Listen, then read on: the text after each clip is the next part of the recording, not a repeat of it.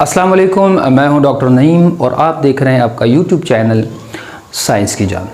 तो आज प्यारे बच्चों आपके लिए मैं एक वीडियो लाया हूं जिसमें आज हम पढ़ेंगे रोज़मर्रा ज़िंदगी में कीमिया की अहमियत, और ये 9th केमिस्ट्री का दूसरा टॉपिक है जो कि बहुत इम्पॉर्टेंट है एग्ज़ाम के हिसाब से।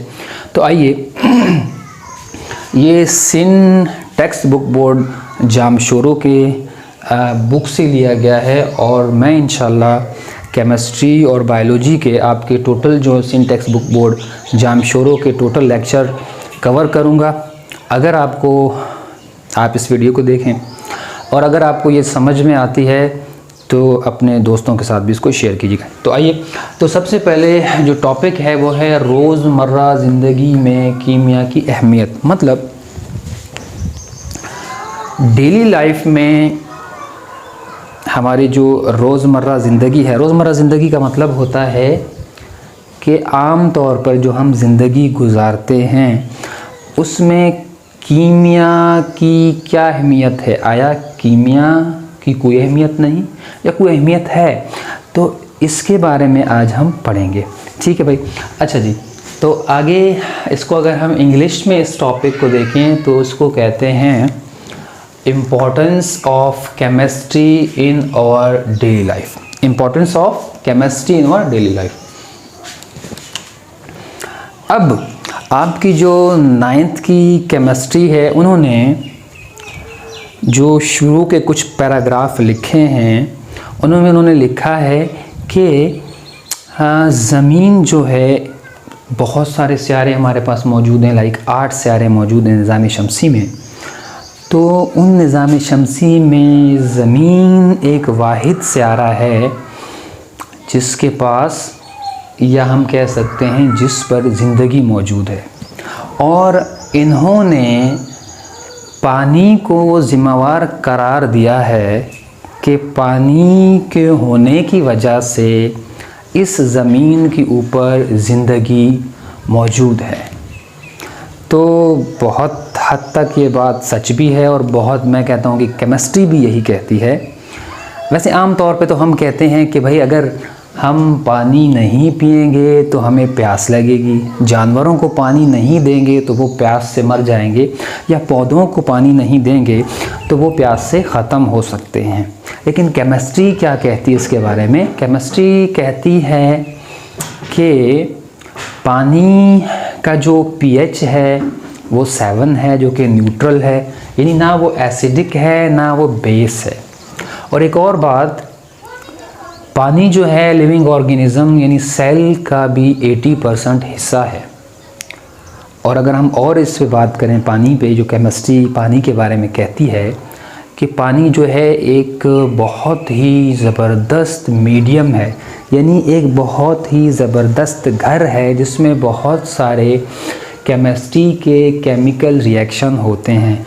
तो इसलिए इन्होंने पानी को ज़िम्मेवार ठहराया है, यानी इन्होंने ये बात कही है कि असल में ये जो हमारा ज़मीन सियारा है, ये केमिस्ट्री की वजह से इस पर ज़िंदगी मौजूद है।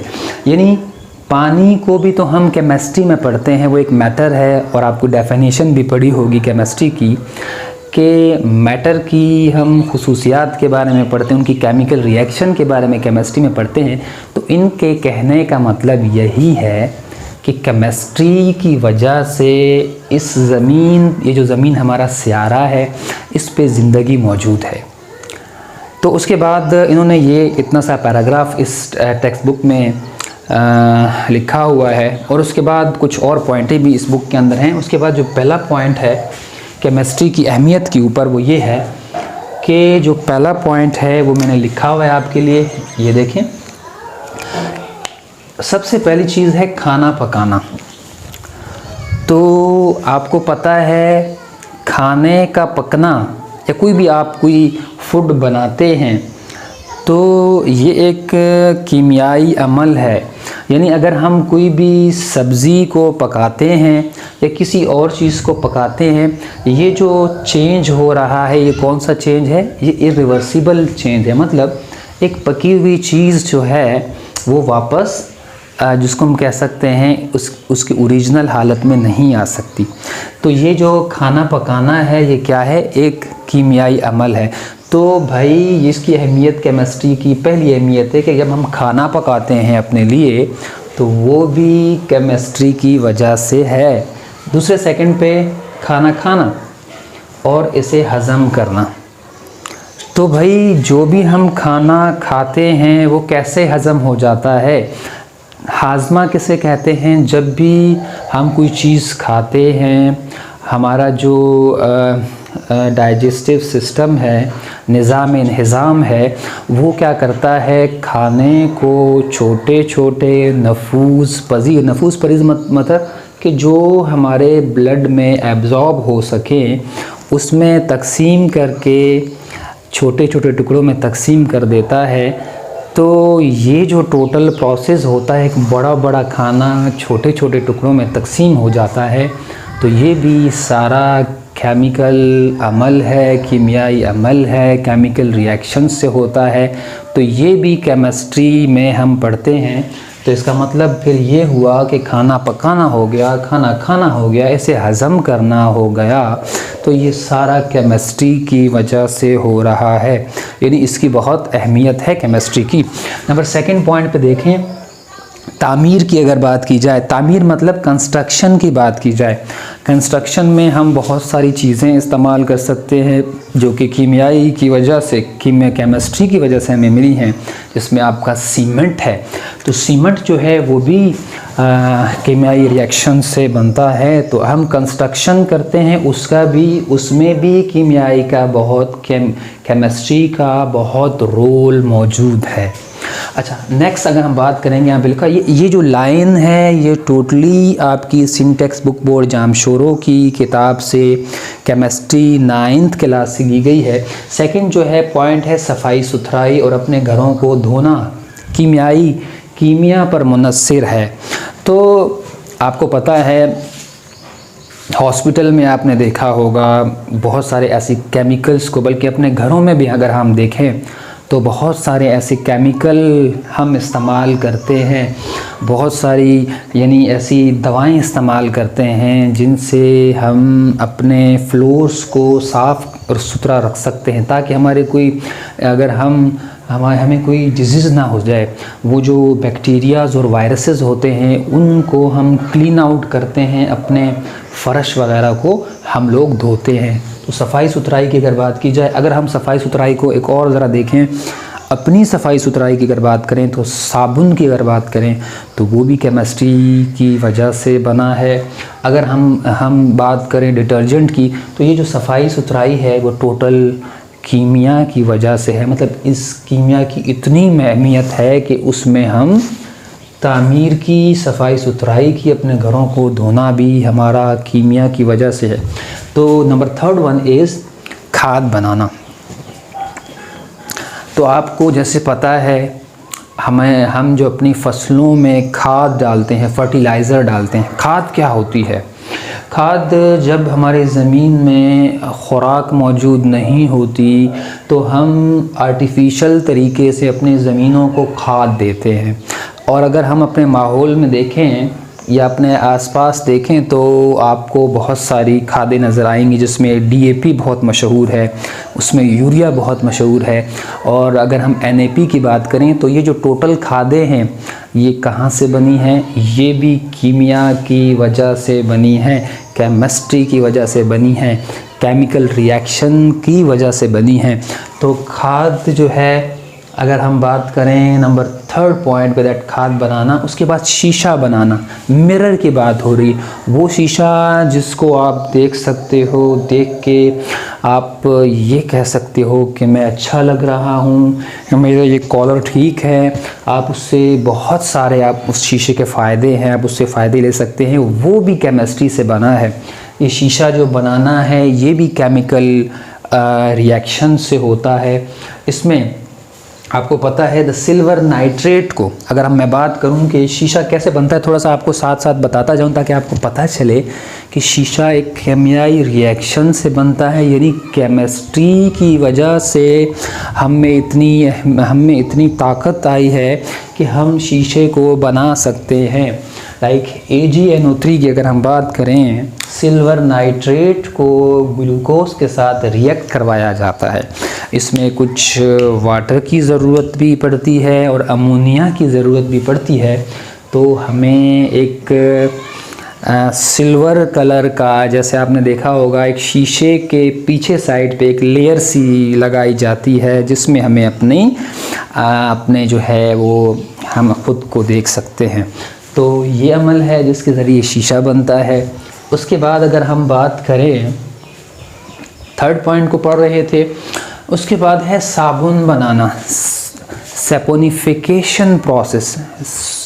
सैपोनिफिकेशन प्रोसेस भी केमिस्ट्री का बहुत मशहूर अमल है जिसके ज़रिए हम साबुन को बनाते हैं। मैं ज़रा डिटेल से नहीं जा रहा, एक एक को मैं आपको एक्सप्लेन नहीं कर सकता क्योंकि ये जस्ट आपने रोज़मर्रा ज़िंदगी में कीमियाई की अहमियत में ये पॉइंटें लिखनी है, लेकिन बात यह है आपको बात समझ आ सके। अच्छा जी, उसके बाद डिटर्जेंट बनाना। डिटर्जेंट मतलब ये जो सर्फ़ होता है, आपके घरों में बहुत सारे ऐसे मशहूर सर्फ़ मौजूद हैं जिसमें मैं कुछ नाम ले सकता हूं। अगर इसमें एक ब्राइट टोटल है, सर्फ एक्सेल है, बोनस है, यानी बहुत सारे ऐसे। तो ये डिटर्जेंट भी का कैसे मिले, हम इससे फ़ायदा उठा रहे हैं ज़िंदगी में, तो ये कैसे बने, ये केमिस्ट्री की वजह से बने हैं। उसके बाद नंबर 4th पॉइंट जो है वो है ये 4th and 5 पॉइंट को इन्होंने क्लोरीन के साथ रिलेट किया है आपकी बुक ने। तो पहली बात जो क्लोरीन के बारे में लिखी हुई है, आप सब जानते हैं कि अगर हम अपने बहुत सारे हमारे ऐसे पाकिस्तान के शहर मौजूद हैं जिसमें ज़मीन से पानी नहीं आता, यानी उनके जो ज़मीन का पानी है वो बहुत नमकीन है और वो नहरी पानी को टैंकर में लाके इस्तेमाल करते हैं, और आपको पता है उसमें बहुत सारे जर्म्स हो सकते हैं, उसमें बहुत सारे बैक्टीरिया हो सकते हैं जो कि मैला पानी यानी जो गंदा पानी होता है उससे बहुत सारे आपको बीमारियां हो सकती हैं, डिसीज़ हो सकती है, जिसमें सबसे पहला आपकी बुक में भी लिखा हुआ है नंबर 1 हैज़ा। तो पहली जो बीमारी हो सकती है आपको हैज़ा हो सकता है, नंबर 2 आपको पैचेस हो सकते हैं। अब यहाँ पे ये बात थोड़ी सी गौर करने वाली है कि हैज़ा और पैचेस में थोड़ा सा फ़र्क है। हैज़ा भी ऐसे दस्त होते हैं जो बहुत ज़्यादा मिक़दार में जिसमें पानी जो है जिस्म से निकलता है और ये बहुत ज़्यादा अरसे तक कंटिन्यूसली चलते हैं, यानी ये तकरीबन 3, 4 या 5 घंटे तक मुसलसल चलते हैं। और हैज़ा जो है इससे जान भी जा सकती है, ये इतनी ख़तरनाक बीमारी है जिसको कोलेरा किया कहते हैं, यानी इंग्लिश में इसको क्या किया कहते हैं, कॉलरा। इसको कॉलरा भी कहते हैं, कॉलेरा भी कहते हैं, ठीक है जी। उसके बाद पैचेस की बात की जाए तो ये मोर फ्रीक्वेंट नहीं होते, ये कुछ कम मिकदार में होते हैं, इसमें गैप होता है जिसको हम पैचेस कहते हैं। आमतौर पे इसको डायरिया कहते हैं, इसको कॉलरा कहते हैं, इसको डायरिया कहा जाता है। तो ये 2 बीमारियां आपकी गंदे पानी पीने की वजह से होती हैं। उसके बाद जिल्द और आँख के इन्फेक्शन भी हो सकते हैं। अगर बहुत सारे लोग वज़ू करते हैं पाकिस्तान में, बल्कि पूरी दुनिया में जो भी मुसलमान हैं वो वज़ू करते हैं, उसके बाद गुस्ल भी करते हैं, नहाते हैं, हाथ मुँह धोते हैं। अगर वो पानी जिसमें जरासीम मौजूद होंगे तो वो जब आप अपना से वज़ू करेंगे तो आपकी जिल्द पे या आप नहाएंगे तो आपकी जिल्द पे बीमारियां हो सकती हैं, उसमें फंगस हो सकते हैं बहुत डिफरेंट काइंड के, तो आपको जिल्द के इन्फेक्शन भी हो सकते हैं। साथ में अगर आपकी आँखों में वो पानी चला जाता है तो आपकी आँखों में इन्फेक्शन भी हो सकता है। तो ये तमाम बीमारियों को हम कुछ हद तक क्लोरीन से ख़त्म किया जा सकता है, यानी ये बीमारियों को क्लोरीन से ख़त्म तो नहीं किया जा सकता, लेकिन अगर हम वो पानी के अंदर क्लोरीन को डाल दें, यानी क्लोरीन तो गैस होता है, आपको पता है एक एलिमेंट है, क्लोरीन गैस की शक्ल में होता है, लेकिन इसको केमिस्ट्री में ट्रीट किया जाता है, इसको सॉलिड फॉर्म में लाया जा सकता है। तो जब इसको सॉलिड फॉर्म में लाया जाएगा किसी और केमिकल के साथ मिला के, उसके बाद उसको पानी में मिक्स किया जाएगा, जो पानी आप नहाने के लिए, पीने के लिए इस्तेमाल करते हैं, वज़ू के लिए इस्तेमाल करते हैं, तो आप इन तमाम बीमारियों से बच सकते हैं, जिसमें सबसे पहले मैंने जैसे आपको हैज़ा बताया, कॉलरा और पेचिस, जब मैं पेचिस बताया आपको, डायरिया, जल्द और आँख के डिफरेंट काइंड ऑफ इन्फेक्शन से आप जो हैं वो बच सकते हैं।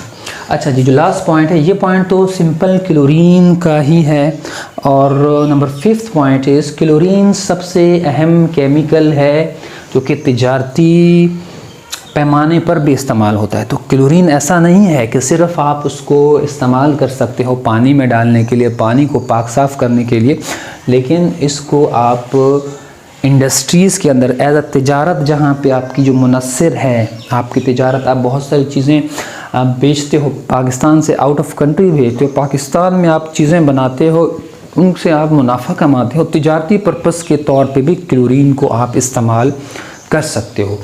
तो पहला जो है क्लोरीन जो है, उससे हम ब्लीचिंग एजेंट भी बना सकते हैं। अब ब्लीचिंग एजेंट का आपको पता होना चाहिए। अब ब्लीचिंग एजेंट कुछ ऐसे ख़ास किस्म के केमिकल होते हैं जिसमें क्लोरीन मौजूद होता है। लाइक उसका अगर मैं आपको फार्मूला बताऊं, एक बहुत मशहूर एक ब्लीचिंग एजेंट है जो कि ये मैंने लिखा हुआ है, ये देखें, ये मैंने लिखा हुआ है, that is NaOCl, NaOCl, this is NaOCl, जिसको हम सोडियम हाइपोक्लोराइड भी कहते हैं। ब्लीचिंग एजेंट असल में काम क्या करते हैं? ब्लीचिंग एजेंट जो हैं किसी चीज़ से को डिसकलराइज करने के लिए इस्तेमाल हो सकते हैं, यानी ये इनको आम तौर पे रंग काट भी कहा जाता है। लाइक किसी एक कपड़े से रंग को निकालना हो, रिमूव आउट करना हो, तो आप ब्लीचिंग एजेंट को इस्तेमाल कर सकते हो। तो और अगर कोई दाग धब्बे ऐसे सख्त किस्म के मौजूद हैं तो आप इसको ब्लीचिंग एजेंट से रिमूव आउट कर सकते हो। तो एज अ क्लोरीन को ब्लीचिंग एजेंट के तौर पे भी इस्तेमाल किया जाता है। दूसरे नंबर पे यहाँ पे लिखा हुआ है कीड़े मार दवाओं। तो सेकंड थिंग जो यहाँ पे आपकी लिखी हुई है दैट इज़ कीड़े मार दवाओं। तो कीड़े मार दवाओं में अगर आप घर में इस्तेमाल करते हैं, कीड़े मार दवाओं की बात करते हैं, तो इसमें आपको DDT जो है वो आपको बहुत ही याद आएगा कि DDT में एक पाउडर फॉर्म में DDT आता है, जिसको आप क्या कर सकते हो, आप कीड़ों के लिए वो पाउडर डालते हैं, उससे कीड़े मर जाते हैं। तो असल में अगर हम DDT को ज़रा देखें तो DDT में क्या क्लोरीन होता है, यहाँ पे आ जाएं आप। DDT जो है, जिसका नाम हमने DDT, जिसको आम तौर पे शॉर्ट फॉर्म में DDT कहते हैं, असल में ये DDT क्या होता है ज़रा समझते हैं कि इसमें क्लोरीन होता भी है या ऐसे ही इन्होंने यहाँ पे लिख दिया है। तो अगर इसका हम स्ट्रक्चर देखें केमिस्ट्री में, तो सबसे पहले एक बेंजीन, ये जो C6 कार्बन C6H6 वाली जो बेंजीन होती है, ये बेंजीन एक ईथेन के साथ कनेक्टेड होती है, 2 कार्बन वाली ईथीन होती है, और एक और रिंग स्ट्रक्चर जो है डबल बेंजीन का रिंग स्ट्रक्चर होता है यहाँ पर, लाइक दिस वन, ऐसे, और ये भी बेंजीन होती है, और यहाँ पे क्लोरीन अटैच होते हैं, यहाँ पे एक क्लोरीन अटैच होता है और यहाँ पे भी एक क्लोरीन अटैच होता है, और इस कार्बन के साथ 3 क्लोरीन अटैच होते हैं, 1, 2 and 3 chlorine. This is also chlorine, this is also chlorine and this is also chlorine. तो इसको DDT क्यों कहा जाता है? DDT मतलब डाइफिनाइल, 2 बेंजीन के रिंग हैं, इसलिए हम इसको कहेंगे डाइफिनाइल, यानी D से क्या हो गया, डाइफिनाइल, और उसके बाद D, दूसरा D है, उसका मतलब है डाइक्लोरो, डाइफिनाइल डाइक्लोरो। उसके बाद 1, 2, 3 क्लोरीन है, और ये रिंग अगर हम इसको कार्बन नंबर दे दें तो ये carbon number 1, this is carbon number 2, तो हम इसको क्या कहेंगे, इसको हम इथेन कह सकते हैं। तो ये होगा डाइक्लोरो, डाइफिनाइल, ट्राइक्लोरो इथेन। तो DDT जो है किस चीज़ का शॉर्ट फॉर्म है, इसको हम फिर से रिपीट करते हैं, इसको हम डाइफिनाइल कह सकते हैं, डाइक्लोरो कह सकते हैं, ट्राइक्लोरो इथेन कह सकते हैं। तो ये क्लोरीन आपको इसमें मेरे मकसद ये था कि आपको क्लोरीन बताऊं कि this is a chlorine, this is a chlorine, this is a chlorine. तो ये क्लोरीन इसमें मौजूद है, तो जिसकी वजह से ये बहुत सारे DDT जो है वो कीड़े मार दवाओं के तौर पे इस्तेमाल होती हैं और कीड़ों को इससे मारा जा सकता है। उसके बाद हम बात करें रेफ्रिजरेटर की, तो रेफ्रिजरेटर में भी क्लोरीन इस्तेमाल होता है। तो आप ये सोच रहे होंगे कि ये कहाँ क्लोरीन इस्तेमाल हो रहा है रेफ्रिजरेटर में। तो रेफ्रिजरेटर में क्लोरीन इस्तेमाल होता है, आपने कंप्रेसर तो देखा होगा और रेफ्रिजरेटर में आपने गैस देखी होगी, जो कि रेफ्रिजरेटर में अहम किरदार उस गैस का होता है, जो कि कंडक्शन, कन्वेक्शन और रेडिएशन की वजह से फ्रिज है उसमें ठंडक का काम करती हैं। तो उसमें जो गैस होता है वो असल में क्या होता है, दैट इज़ वो क्या होते हैं, क्लोरोफ्लोरोकार्बन्स होते हैं। क्या होते हैं,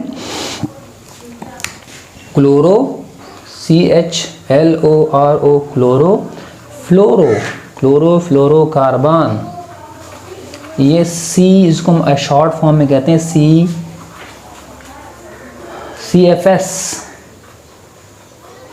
CFS कह सकते हैं, ठीक है, क्लोरोफ्लोरोकार्बन। तो ये क्लोरो का बात आपने देखा, दैट इज़ क्लोरो। तो इस ज़रा डिटेल में नहीं जा रहे हैं, लेकिन रेफ्रिजरेटर के अंदर क्लोरो प्रेजेंट है इस केमिकल फार्मूलों के अंदर। इसका मतलब ये हुआ कि इसमें भी क्लोरीन मौजूद है। तो रेफ्रिजरेटर के अंदर जो गैस होती है दैट इज़ आल्सो क्लोरीन इसमें प्रेजेंट होता है। तो क्लोरीन से हम क्लोरोफ्लोरोकार्बन्स यानी इस तरह के गैस बना सकते हैं। तो रेफ्रिजरेटर में भी इसका बहुत अहम किरदार है। उसके बाद अगर हम बात करें PVC की, प्लास्टिक की, PVC क्या है, PVC जो कि बहुत ही एक ज़रूरी इम्पॉर्टेंट प्लास्टिक है। अगर हम ज़रा PVC को, क्योंकि ये थोड़ा सा इम्पॉर्टेंट है इसलिए मैं इसको थोड़ा सा डिटेल इस पर नज़र ज़्यादा डालूँगा। PVC, P का मतलब होता है पोली, P का क्या मतलब होता है, पोली। V का मतलब होता है विनाइल, पोली विनाइल। C का मतलब होता है क्लोराइड, क्या हो गया, पोली विनाइल क्लोराइड। तो आपको पता है पोली का लफ्ज़ का मतलब होता है मैनी। पोली का क्या मतलब होता है, मैनी। क्या होता है भाई, मैनी मतलब बहुत सारे। तो इस PVC में बहुत सारे क्या होते हैं, आगे जो लिखा हुआ ये होते हैं विनाइल क्लोराइड होते हैं।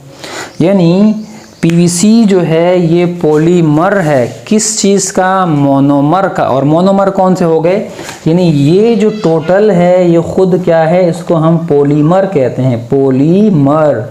प्लास्टिक पॉलीमर होता है, किसका पॉलीमर होता है जी, विनाइल क्लोराइड। और विनाइल क्लोराइड को हम क्या कहेंगे, ये मोनोमर हैं इसके, मोनोमर। तो आपको प्लास्टिक की डेफिनेशन भी यहाँ पे पता चल चुकी है कि प्लास्टिक क्या होता है, ये एक पॉलीमर होता है जो कि मोनोमर से बना होता है, एक लंबी चेन का एक पॉलीमर होता है। तो विनाइल क्लोराइड को जो इसका मोनोमर होता है वो आपस में एक विनाइल क्लोराइड दूसरे विनाइल क्लोराइड के साथ अटैच होता है। इस तरह डिफरेंट विनाइल क्लोराइड आपस में, बल्कि एक जैसे जो विनाइल क्लोराइड हैं बहुत सारे, वो प्लास्टिक को बनाते हैं। तो इस विनाइल क्लोराइड में क्या क्लोरीन मौजूद है, बिल्कुल जी।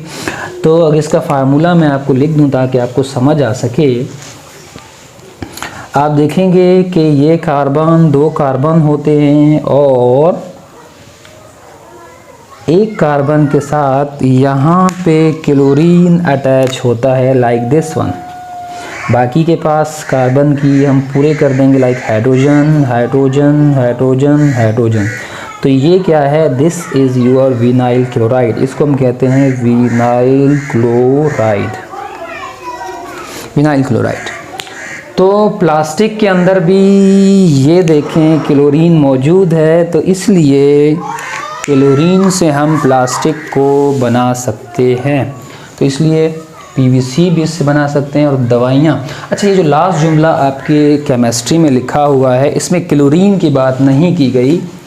ये वाला यहाँ से लेके यहाँ तक ये जो जुमला है इसका मतलब ये है कि दवाइयाँ केमिस्ट्री का जादू है, यानी ये जो केमिस्ट्री की अहमियत है उसका पॉइंट इन्होंने लास्ट में दे दिया है कि दवाइयाँ जो हैं वो कीमिया का जादू हैं। कैसा है? बिल्कुल है।